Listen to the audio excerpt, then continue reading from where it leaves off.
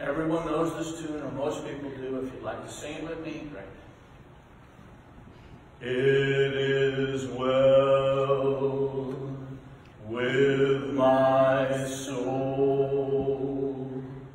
It is well. It is well with my soul. The sermon could have been more aptly named, Is it well? Is it well with your soul?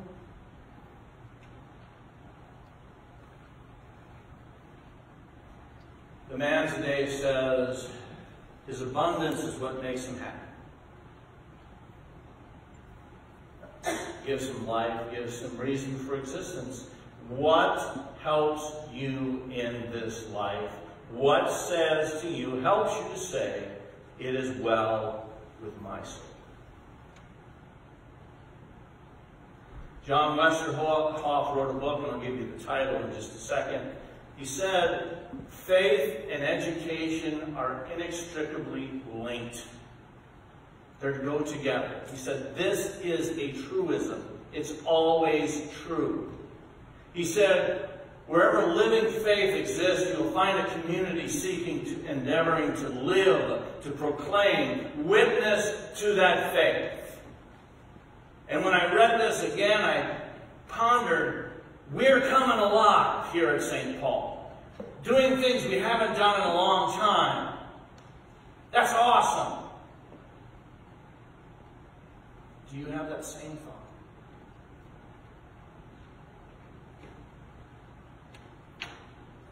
His book is titled, Will Our Children Have Faith?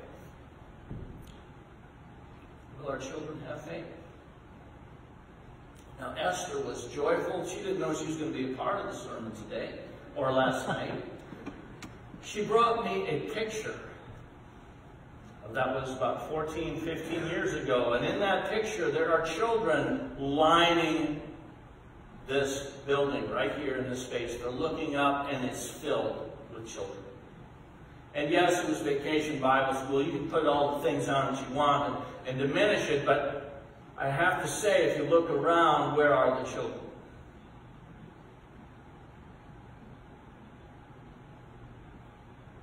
And where is our inheritance? A friend of mine from Augrey, I knew him for the final year, 2 years of his life. He was a great guy. He and I had so many things in common. Talked with him a great deal. He had cancer. He passed. But he told me a story that has stuck with me. It's a great story.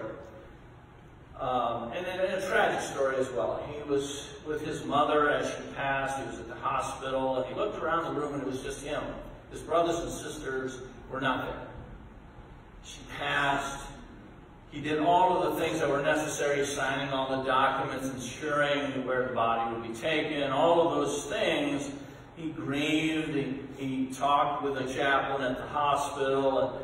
And when he got home, his mother, who had lived across the street from him, he looked, and there was there was flashlights racing through the home. He was a law enforcement person, so he was concerned on that level, but also was going through his mom's house, was the second thought. So he rushed over there to find that his brothers and sisters were ransacking the home, making sure they got the inheritance they deserved. Brothers and sisters, you cannot determine who will get the stuff that you have accumulated in this life. And there's those foolish statements that are out there. The person who dies with the most wins. No. You've missed it if you have that thought. The inheritance that we have with Jesus is eternal and will be handed on to our children and our grandchildren, to bring them to an understanding that they can meet any challenge that Christ is with them. Meet any challenge, any struggle, any hardship. And I want you to remember this, and I will say this a lot while I'm here. God doesn't have grandchildren. God doesn't have grandchildren. God only has children. And it is upon us, and it is for some of us a burden, some of us a challenge, some of us a celebration, that we share our faith with those around us.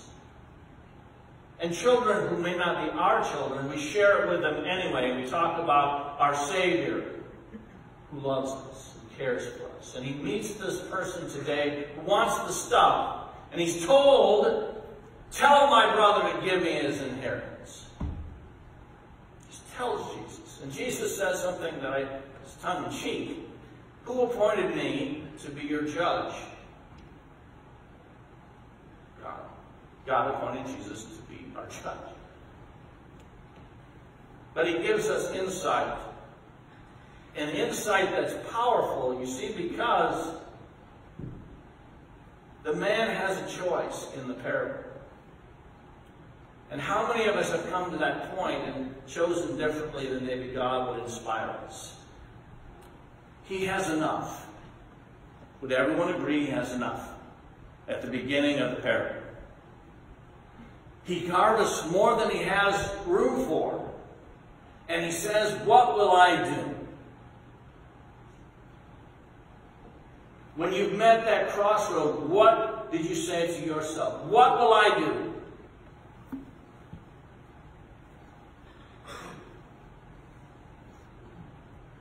What will I do? I had an opportunity to celebrate Bill Wallach's life. I don't know if you knew Bill. He passed away a little while ago, like a week and a half. And a story that his grandson told me that was amazing and really ties into the sermon today. His grandson, you see, worked at the car wash. I'm sure it wasn't an elaborate, great job. He was working at the car wash. And he said a couple times every week his grandfather would bring him a sandwich. And they would sit and eat together. And I said, man, a grandfather that cared enough to just hang out with him and have that time with his grandson, what a powerful inheritance, something that he could carry with him for a lifetime. When I got done with that, someone said, yeah, but he always got it 2 for 1. 2 sandwiches for the price of 1. I laughed. But they missed the point. I don't care if you get 2 free sandwiches. It isn't about the sandwich. It is about that time shared. It is that connection that's intergenerational. It is that one thing that he hung on to and caused him to remember, and he could not speak about his grandfather because of the emotional connection, that spiritual joy that he had, and now he had lost. Brothers and sisters, it is time to share our inheritance. And if you thought I was going to talk about money, I'm not. So you don't have to be afraid about that. Because, you know, Pastor shouldn't talk about money. It's my money. No, it's not. It's God's gift to you. And what you do with all of your life is a gift. God has given you His Son, Jesus. He has given you a vision for your life. But will you act on it? Or will you say, as this person in the parable, gosh, I'm going to tear it all down, build new stuff for me. When he does that, he supplants God in his life and makes himself God.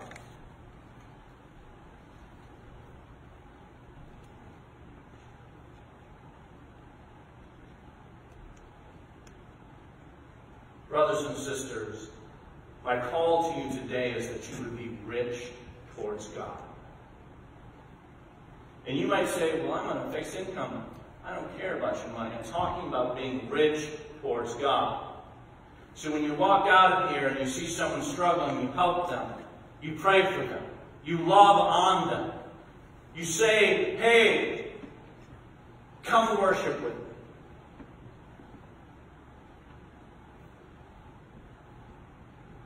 You are rich towards God.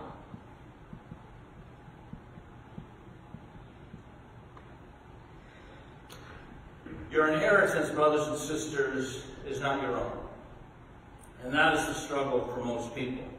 It has been given to you by a Savior who came into this world, died, and rose again.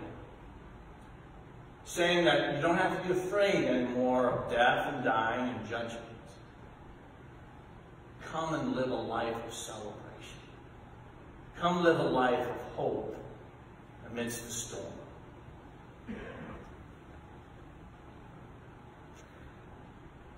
Albert Schweitzer, who is one of my heroes of the faith, does anybody know Albert Schweitzer?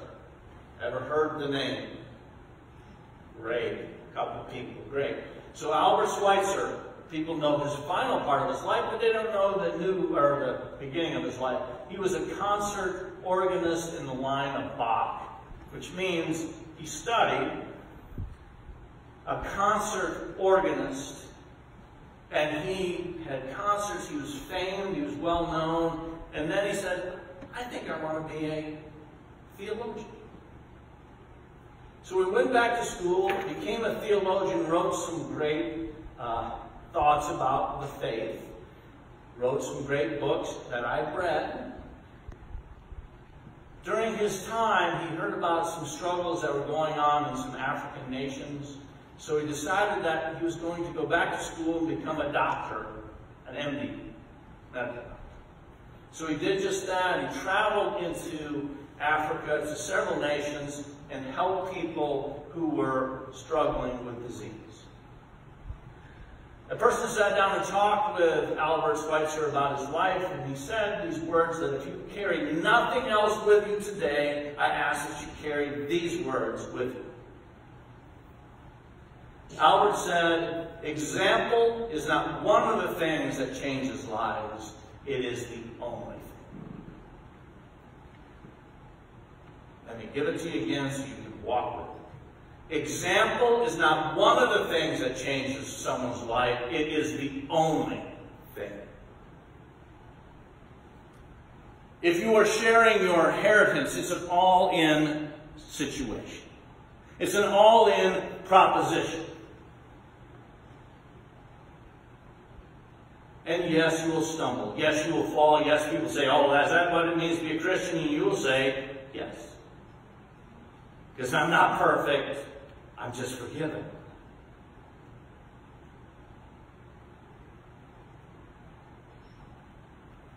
As you walk in this life, as you walk forward from here, I pray that you'll take a look and say, what is the example I'm giving to my children, my grandchildren, my friends, my neighbors, my brothers and sisters who worship with me? If you consider that, then you'll know your inheritance. And that you are sharing this gift of Jesus every moment of the day. Don't get captured by your sin. Let that go. You're forgiven. And let other people know who have sinned against you that they too are forgiven. So that they may come to a greater understanding of Jesus in this way. Share what you've been given. Share your inheritance. Share Jesus the Christ. And all God's children say,